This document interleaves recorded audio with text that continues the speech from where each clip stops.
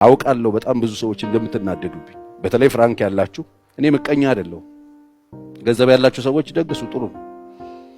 ግን የምትደግሱትን የምታበሉትን የምታጠጡትን ነገር ቀርጻችሁ እዚህ ምስኪን ህዝብ ላይ አትልቀቁበት ሰው መኖሩ እንዲጠላ የኛ ህይወት ተሳትፎ ነው እንዴ ምናምን አታርጉት ይሄ የምታያችሁ በጣም ትልልቆቹ ሽምግልናዎቹ ረሃብ ምልክት ናቸው የጥጋብ አይደለም የረሃብ ምልክት ነው ጠግበን ቢሆን የምናሳየው ያጠገበንን ነበር ስለተራብን አጥግቦናል ብለን የምናስበውን ፍራንክ እናሳያለን ሰው መንፈሳዊ ህይወቱ ሲራቆት ሰው እግዚአብሔርን መፍራት ሲራቆት ሰው የእግዚአብሔር ሐሳብ ይጠፋበት ራእይ ሲጠፋበት ራቁቱን ሲሆን ሲራቆት የሚሆነው ይሄንን ያለባብሳል በቃ በሚኒስከት በመናም ረሃብ ነው እሱ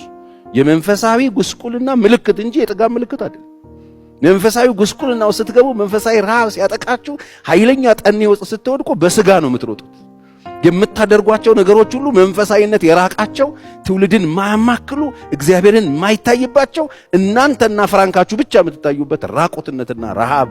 ይታይባቸው አውቃለሁ በጣም ብዙ ሰዎች እንደምትናደዱብኝ በተለይ ፍራንክ ያላችሁ መስተካከል የማትፈልጉ ሰዎች ትናደዳላችሁ መስተካከል የምትፈልጉ ሰዎች ግን እግዚአብሔር ይመስገን በጣም ትክክል ነው ብላችሁ እንደምትወስዱት አውቃለሁ ስለዚህ የረሃባችሁን ማስታገሻ ወደ እግዚአብሔር ብትጠጉ ወደ እግዚአብሔር ብትመለሱ ነው በጣም ጥሩ